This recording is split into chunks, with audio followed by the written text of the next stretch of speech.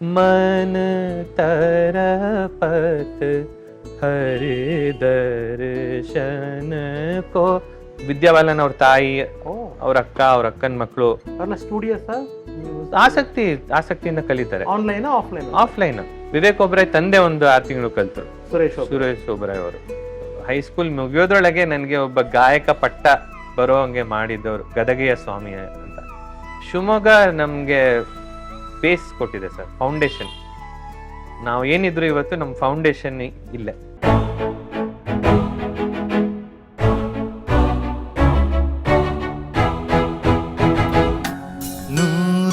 ನೂರೊಂದು ನೆನಪು. ಎಸ್, ನಾವಾಗ್ಲಿ ನಿಮ್ ಬಾಂಬೆ ಕತೆ ಮುಂದುವರಿಸಿ. ಬೆಂಗಳೂರು ಎಲ್ಲ ಆಯ್ತು, ವೈಟ್ ಮುಂಬೈ ಅದೇನಾಯ್ತು, ಅದೇ ನಮ್ಮ ತಾಯಿ ನೆನಪಲ್ಲಿ ಒಂದು ಆಲ್ಬಮ್ ಮಾಡಿದೆ, ಭಕ್ತಿ ರತ್ನ ಅಂತ. ರಿಲೀಸ್ ಆಯ್ತಾ? ಅದನ್ನ ನಾನು ಬೆಂಗಳೂರಲ್ಲಿ ರಿಲೀಸ್ ಮಾಡೋಣ ಅನ್ಕೊಂಡೆ.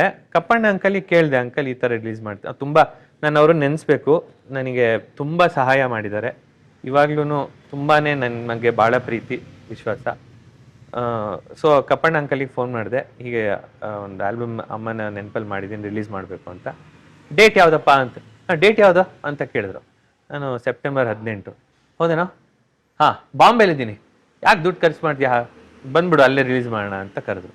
ಸೊ ಅಲ್ಲಿಗೆ ಹೋದೆ. ಮೈಸೂರು ಅಸೋಸಿಯೇಷನ್ ಅಲ್ಲಿ ಮಾಟುಂಗಲ್ಲಿದೆ, ಅಲ್ಲಿ ತೊಗೊಂಡೋದೆ ಸಿ ಡಿಗಳನ್ನು.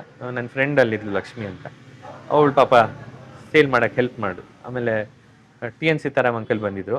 IAS ವಿಠಲ್ ಮೂರ್ತಿ ಅವರ ರಿಟೈರ್ಮೆಂಟ್ ಫಂಕ್ಷನ್ ಇತ್ತು, ಅವರಿಗೆ ಅಭಿನಂದನಾ ಕಾರ್ಯಕ್ರಮ ಇತ್ತು.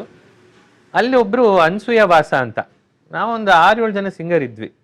ನನ್ನ ಹತ್ರನೇ ಬಂದ್ಬಿಟ್ಟು ಇಲ್ಲೊಬ್ರು ಮನೋಹರ್ ಅಯ್ಯರ್ ಅಂತಿದ್ದಾರೆ ಮುಂಬೈನಲ್ಲಿ, ಹೊಸ ಪ್ರತಿಭೆಗಳಿಗೆ ಅವಕಾಶ ಮಾಡಿಕೊಡ್ತಾರೆ, ಫೋನ್ ನಂಬರ್ ತಗೋ ಅಂತ ಕೊಟ್ಟರು. ನಾನು ತೊಗೊಂಡ್ಬಿಟ್ಟು, ನಾನು ಇಲ್ಲಿ ಶಿವಮೊಗ್ಗದಲ್ಲಿದ್ದೀನಿ, ಅವ್ರು ಮುಂಬೈನಲ್ಲಿದ್ದಾರೆ, ಅವ್ರಿಗೆ ಯಾಕೆ ನನ್ನ ಮೇಲೆ ಆಸಕ್ತಿ ಇರುತ್ತೆ ಅಂದ್ಕೊಂಡು ನಾನು ಫೋನ್ ಮಾಡಲಿಲ್ಲ. ಅವ್ರಿಗೂ ಫೋನ್ ಮಾಡಿ ಹೇಳಿದ್ದಾರೆ. ಆಮೇಲೆ ಅವ್ರದ್ದು ಒಂದಿನ ಫೋನ್ ಬಂತು, ನಾನಿಲ್ಲೇ ಶಿವಮೊಗ್ಗದಲ್ಲಿ ಕೂತಿದ್ದೆ. ಫೋನ್ ಮಾಡಿಬಿಟ್ಟು, ಹಲೋ ನಮಸ್ತೆ ಮ್ಯಾಮ್ ಮನೋಹರ್ ಅಯ್ಯರ್. ಹಾಂ ಬೋಲಿಯೇ ಸರ್ ಅಂತ ಅಂದೆ. ತುಮ್ ಹಿಂದಿ ಗಾನೆ ಗಾತೆ ಹೋ ಅಂತ ಕೇಳಿದ್ರು. ನಹೀ ಸರ್ ನಹೀ ಆತಾ ಹೈ ಅಂತ ಅಂದೆ. ಏಕ್ ಭಿ ನಹೀ ಆತಾ ಹೈ ಅಂತ ಕೇಳಿದ್ರು. ಹಾಂ ಏಕ್ ಆತಾ ಹೈ ಅಂತ ಅಂದೆ. ಗಾಕೆ ದಿಖಾ ಸಕ್ತೆ ಹೋ ಅಂತ, ಸುನಾ ಸಕ್ತೆ ಹೋ ಅಂತ.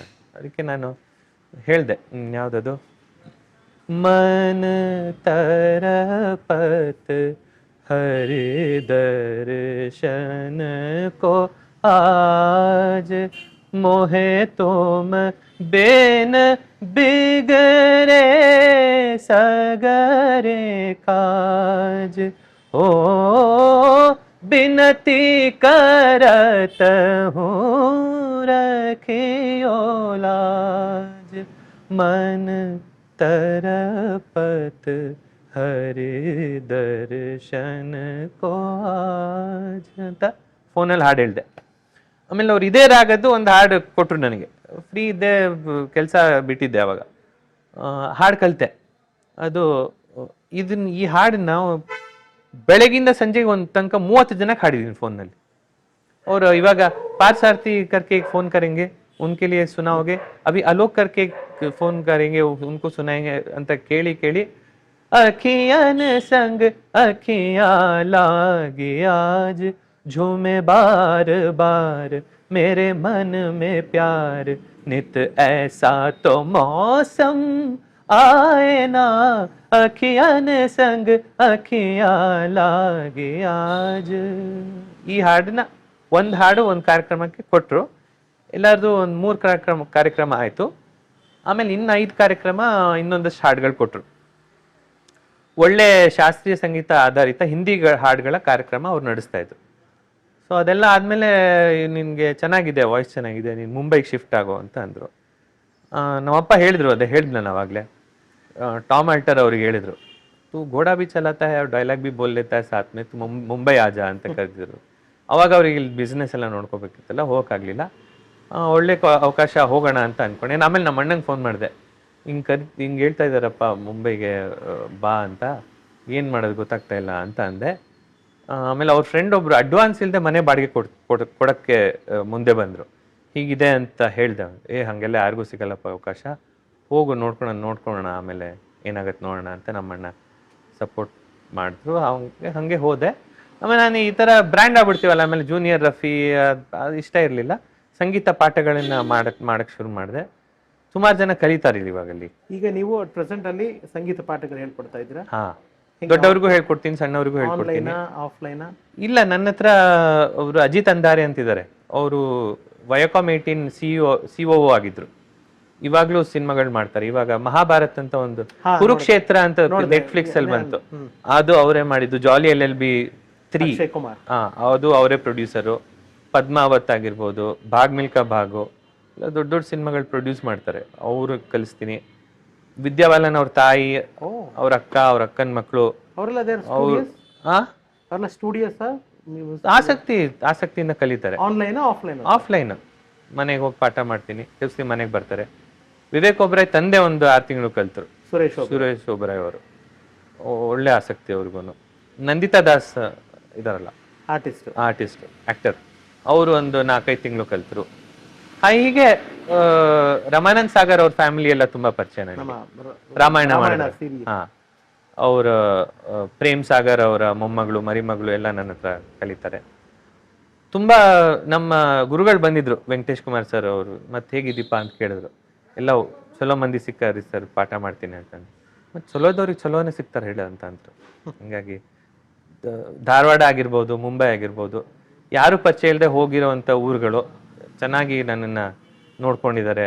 ಕಷ್ಟ ಆಯ್ತಾ ಒಪ್ಕೊಳ್ಳೋಕ್ಕೆ? ಕರ್ನಾಟಕದಿಂದ ಹೋಗಿ ಮುಂಬೈ ಅನ್ನೋ ಒಂದು ಫಾಸ್ಟ್ ಸಿಟಿನಲ್ಲಿ ಕಷ್ಟ ಆಯ್ತು ಸರ್. ಬಟ್ ಎಲ್ಲರಿಗೂ ಇಂಥ ಅವಕಾಶ ಸಿಗಲ್ವಲ್ಲ.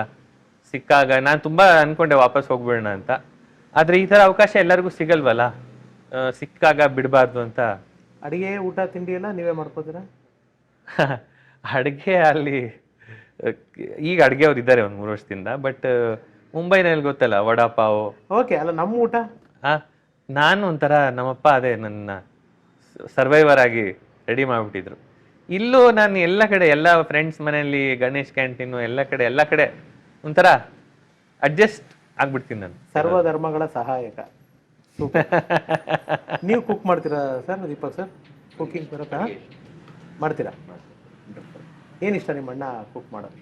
ನಮ್ಮಣ್ಣ ಎಲ್ಲ ತರ ಮಾಡ್ತಾನೆ. ಹಮ್ಮಸ್ ಮಾಡ್ತಾನೆ, ಕ್ಯಾರೆಟ್ ಅಂಡ್ ಹಮ್ಮಸ್. ಉಪ್ಪಿಟ್ಟು ಮಾಡ್ತಾನೆ. ದೋಸೆ ಹಿಟ್ಟು ಅವನೇ ಮಾಡೋದು ಮನೆಯಲ್ಲಿ. ಸೂಪರ್. ಸೂಪರ್. ಎಲ್ಲ ನೀವಿಬ್ರಿಗೂ ಈ ಪ್ರಶ್ನೆ ಫಸ್ಟ್, ನಿಮಗೆ ಎಷ್ಟು ಈ ಶಿವಮೊಗ್ಗನ ಮಿಸ್ ಮಾಡ್ಕೋತಾ ಇದ್ದೀರಾ?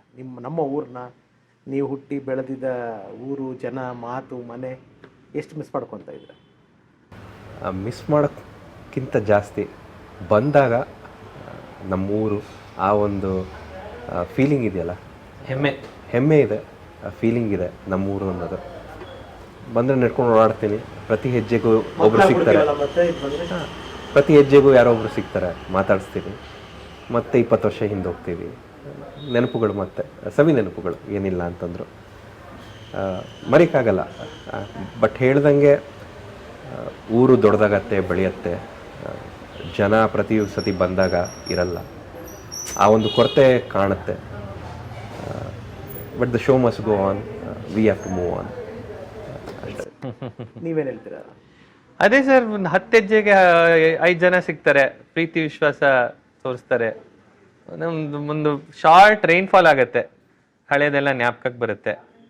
ಇಷ್ಟೊಂದು ನಮ್ಮ PT ಮಾಸ್ಟರ್ ಹೇಳಿದ್ರಲ್ಲ, ನಾನು ಸ್ವಾಮಿ ಸರ್ ನೆನೆಸ್ಕೋಬೇಕು ಈ ಕ್ಷಣದಲ್ಲಿ. ನನ್ನ ಪ್ರತಿಭೆನ ಗುರುತಿಸಿ ಅದಕ್ಕೆ ಪೋಷಣೆ ಮಾಡಿ ಕಾಂಪಿಟೇಷನ್ಗಳಿಗೆ ಕರ್ಕೊಂಡೋಗಿ ಹಾಡುಗಳನ್ನು ತಯಾರು ಮಾಡಿಸಿ, ಒಂದು ಹೈಸ್ಕೂಲ್ ಮುಗಿಯೋದ್ರೊಳಗೆ ನನಗೆ ಒಬ್ಬ ಗಾಯಕ ಪಟ್ಟ ಬರೋ ಹಂಗೆ ಮಾಡಿದ್ದವರು ಗದಗೆಯ ಸ್ವಾಮಿ ಅಂತ. ಇವಾಗಲೂ ಇಲ್ಲಿ ಲೆಕ್ಚರರ್ ಕೆಲಸ ಮಾಡ್ತಾರೆ. ಅವ್ರನ್ನ ನೆನೆಸ್ಕೋಬೇಕು. ಆಮೇಲೆ ನಮ್ಮ ಹುಮಾಯೂನ್ ಸರ್ ಅವ್ರನ್ನ ನೆನೆಸ್ಕೋಬೇಕು, ನನ್ನ ಸಂಗೀತದ ಮೊದಲನೇ ಗುರುಗಳು. ಅವರು ಬೇಸಿಕ್ ಪಾಠ ಮಾಡಿದ್ರು ನನಗೆ.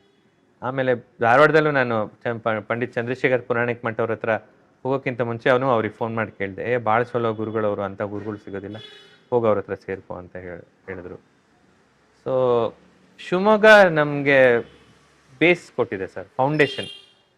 ನಾವು ಏನಿದ್ರು ಇವತ್ತು ನಮ್ಮ ಫೌಂಡೇಶನ್ ಇಲ್ಲೇ. ವಂಡರ್ಫುಲ್. ಈಗ ಯಾರಾದರೂ ಆನ್ಲೈನಲ್ಲೂ ನೀವು ಕ್ಲಾಸಸ್ ಕಂಡಕ್ಟ್ ಮಾಡ್ತೀರಾ ನಿಶಾಂತ್ ಸರ್? ಯಾರು ನಿಮ್ಮನ್ನು ಅಪ್ರೋಚ್ ಮಾಡಬೇಕು ಅನ್ಸಿದ್ರೆ ಈ ಪ್ರೋಗ್ರಾಮ್ ನೋಡಿ, ಹೌ ಟು ರೀಚ್ ಯು? ನಿಮ್ಮನ್ನು ಹೆಂಗೆ ರೀಚ್ ಮಾಡೋದು? ನಾನು ಇನ್ಸ್ಟಾಗ್ರಾಮಲ್ಲಿ ಇದ್ದೀನಿ. ಓಕೆ, ನಿಮ್ಮ ID ಕಳಿಸಿದ್ರೆ ಐ ಕ್ಯಾನ್ ಖಂಡಿತ ಶೇರ್ ದಟ್ ID. ಸೊ ಆಸಕ್ತಿ ಸಂಗೀತದ ಬಗ್ಗೆ ಇರೋರು ಸರ್ ಯಾವುದೇ ದೇಶದಲ್ಲಿ ಎಲ್ಲೇ ಇರಲಿ ಯಾವುದೇ ಊರಿರಲಿ ಅವರು ಅಲ್ಲೂ ಕೂಡ ಅವೈಲಬಲ್ ಇದ್ದಾರೆ. ಖಂಡಿತ ನಾನು ನೋಡಿದ ಕೆಲವು ಹೊತ್ತಿನಲ್ಲಿ ಅವರ ಒಂದು ಸಂಗೀತದ ಜ್ಞಾನ ನಿಜವಾಗ್ಲೂ ಆ ಶಾರದೆ ತುಂಬ ಚೆನ್ನಾಗಿ ಹೊಂದಿದ್ದಾಳೆ. ಅದು ಎಲ್ಲರೂ ಸದುಪಯೋಗ ಪಡಿಸ್ಕೊಳ್ಳಿ ಅನ್ನೋದು ನನ್ನ ಆಸೆ. ನನ್ನ ಮಗಳನ್ನೂ ಕೂಡ ನಿಮ್ಮ ಹತ್ರ ನಾನು ಮಾತಾಡೋದಕ್ಕೆ ಹೇಳ್ತೀನಿ. ಖಂಡಿತ ಸರ್, ಸೊ ನಿಮ್ಮ ಆಶೀರ್ವಾದ ಬೇಕು ಅವ್ರ ಖಂಡಿತ. ಎಸ್, ಸುಮಾರು ಕಳೆದ ಒಂದು ಆಲ್ಮೋಸ್ಟ್ 1.5-2 ಗಂಟೆಯಿಂದ ಮಾತಾಡ್ಕೊಂಡು ಹೋಗ್ತಾ ಇದ್ವಿ. ಎಲ್ಲ ವಿಚಾರಗಳನ್ನ ಮೆಲುಕು ಹಾಕಿದ್ವಿ. ಇಬ್ಬರಿಗೂ ಕ್ವಶನ್ 1 by 1. ಒಟ್ಟಾರೆಯಾಗಿ ಎಲ್ಲವೂ ಒಮ್ಮೆ ರೀಕಲೆಕ್ಟ್ ಮಾಡಿ ನೋಡಿದಾಗ ಹಿಂದೆ ತಿರುಗಿ ಹೌದು ಲೈಫಲ್ಲಿ ಏನೇನು ನಮಗೆ ಜ್ಞಾಪಕ ಇದೆಯೋ ಅದನ್ನು ರಿಮೈಂಡ್ ಮಾಡೋಕ್ಕೆ ಪ್ರಯತ್ನ ಪಟ್ಟಿದ್ದೀವಿ. ಅದನ್ನು ನೋಡಿದಾಗ ನಿಮ್ಗೆ ಏನು ಅನ್ನಿಸ್ತು? ನನಗೆ ಹಿಂದೆ ನೋಡಿದ್ರೆ ಬಹಳಷ್ಟು ಘಟನೆಗಳು ಜ್ಞಾಪಕ ಬರುತ್ತೆ. ಒಂದು ಶಂಕರ್ನಾಗ್ ಅವ್ರು ತೀರ್ಕೊಂಡಾಗ ಅಪ್ಪ ಕಾರ್ ತೊಗೊಂಡು ಡೈರೆಕ್ಟಾಗಿ ಹೋಗಿದ್ರು ನೋಡೋಕ್ಕೆ. ಅವ್ರಿಗೆ ಶಿವಮೊಗ್ಗದಲ್ಲಿ ಇಲ್ಲ, ಬೆಂಗಳೂರಲ್ಲಿ, ಬೆಂಗಳೂರಿಂದ ಎದ್ನೋ ಬಿದ್ನೋ ಅಂತ ಹೋಗಿದ್ರು ಅವರು ನೋಡೋಕ್ಕೆ. ಅದು ಒಂದು ನನಗೆ ಇನ್ನೂ ಒಂದು ಮನಸ್ಸಲ್ಲಿದೆ. ಯಾಕೆಂದರೆ ಅವರು ಸಂಕೇತ್ ತಂಡದ ಜೊತೆ ಭಾಳನೇ ಇದ್ದಿದ್ದ ಜ್ಞಾಪಕ ನನಗೆ. ಮಾಲ್ಗುಡಿ ಡೇಸ್ ಆಗಲಿ ಮತ್ತೊಂದಾಗಲಿ ಅದು ಬಂದಿದ್ದೆ ಸಂಕೇತ್, ಶಂಕರ್ನಾಗು ಅವರು ಇವರು ರಮೇಶ್ ಭಟ್ ಅವ್ರಗಳ ಜೊತೆ ಇದ್ದಿದ್ದು. ಇನ್ನೊಂದು ಜ್ಞಾಪಕ ಆಗೋದು ಅಂದರೆ ಅವ್ರದ್ದೊಂದು ಅಸೋಸಿಯೇಷನ್ ಇತ್ತು at some period of time. ಎಷ್ಟು ನಿಶಾಂತ್ ಹೇಳಿದ್ರು ಏನೋ ಗೊತ್ತಿಲ್ಲ, ಅವ್ರದ್ದು 8ನೇ ವಯಸ್ಸಲ್ಲಿ ಡಾಕ್ಟರ್ ರಾಜ್ಕುಮಾರ್ ಮತ್ತು ಬಾಲಕೃಷ್ಣ ಅವ್ರ ಜೊತೆ ಒಂದು ನಾಟಕದಲ್ಲೆಲ್ಲ ಮಾಡಿದರು. ಶುರುವಿನಲ್ಲಿ ಇಲ್ಲಿ ಅಭಿನಯದಲ್ಲಿ ಅವ್ರದ್ದೊಂದು ನಾಟಕ ತಂಡ ಶುರು ಮಾಡಿದ್ರು ಶಿವಮೊಗ್ಗ. ವೆಂಕಟೇಶ್ ಅಂತ ಇಲ್ಲಿ ಬೆಂಗಳೂರಿಗೆ ಹೋದ್ಮೇಲೆ ಟೈರ್ ಅಂಗಡಿಯಲ್ಲಿ ಇದ್ದದ್ರಿಂದ ಅವ್ರಿಗೆ ಟೈರ್ ವೆಂಕಟೇಶ್ ಅಂತಲೂ ಕರೀತಾ ಇದ್ರು. ಆಮೇಲೆ ಅವ್ರ ಸಂಗತಿ ಸಂಕೇತ್ ಜೊತೆ ಆಗಿ ತದನಂತರ ಸಿನಿಮಾಗೆ ಬಂದಾಗ ಡಾಕ್ಟರ್ ರಾಜ್ಕುಮಾರ್ ಅವರ ಕುಟುಂಬದಲ್ಲಿ ಪುನೀತ್ ರಾಜ್ಕುಮಾರ್ ಅವ್ರನ್ನ ಬಿಟ್ಟರೆ ಬೇರೆ ಎಲ್ಲರ ಜೊತೆನೂ ಅವರು ಸಿನಿಮಾಗಳನ್ನು ಮಾಡ್ಯಾರ. ಶಿವಣ್ಣ ಅವರಾಗಲಿ, ರಾಘಣ್ಣ ಅವರಾಗಲಿ, ಎಲ್ಲರೊಡನೆ. ಸೊ ಅದು ನನಗೆ ಶೂಟಿಂಗ್ ಹೋಗಿದ್ದ ಜ್ಞಾಪಕ ಅವ್ರ ಜೊತೆ ಎಷ್ಟೊಂದು ಸತಿ. ಒಳ್ಳೆಯ ನೆನಪುಗಳು, ಸವಿ ನೆನಪುಗಳು. 2 ವರ್ಷದ ಹಿಂದೆ ನಾನು ಕಾಸ್ಮೋ ಕ್ಲಬ್ಬಲ್ಲಿದ್ದೆ. ಶ್ರೀನಿವಾಸ್ ಕಪ್ಪಣ್ಣ ಅವರು ಮತ್ತು ಮುಖ್ಯಮಂತ್ರಿ ಚಂದ್ರು ಅವರು ಕೂತಿದ್ರು ಪಕ್ಕ ಟೇಬಲಲ್ಲಿ. ಎದ್ದು ಹೋಗಿ ಮಾತಾಡಿಸ್ದೆ, ನಮಸ್ತೆ, ಕ್ಷಮಿಸಿ 2 ನಿಮಿಷ ತೊಗೊಂಬೋದಾ ನಿಮ್ಮದು ಅಂತ. ಹೇಳಿ ಏನು ಅಂತ. ಶಿವಮೊಗ್ಗ ವೆಂಕಟೇಶ್ ಅವ್ರ ದೊಡ್ಡ ಮಗ ದೀಪು ಅಂತ. ಎದ್ದು ನಿಂತು ಕಪ್ಪಣ್ಣ ಅವ್ರು ಟೇರನ್ನ ಒಂದು ಹೊಡೆದ್ರು, ಎಲ್ಲಿ ಹೋಗಿದ್ಯೋ ಇಷ್ಟು ವರ್ಷ ಅಂತ. ದೇವರಾಜ್ ಸರ್ ಸಿಕ್ಕಿದ್ರು. ದೇವರಾಜ್ ಅವರ ನಿಮ್ಮಪ್ಪ ತುಂಬ ಚೈಲ್ಡ್ಹುಡ್ ಫ್ರೆಂಡ್ ಅಂತೆಲ್ಲ ಹೇಳಿದ್ರು. ಅದು ಕಾಸ್ಮೋ ಕ್ಲಬ್ಬಲ್ಲಿ ನಾವಿದ್ವಿ. ಸೊ ಅದೇ ಈ ಥರ ಎಲ್ಲ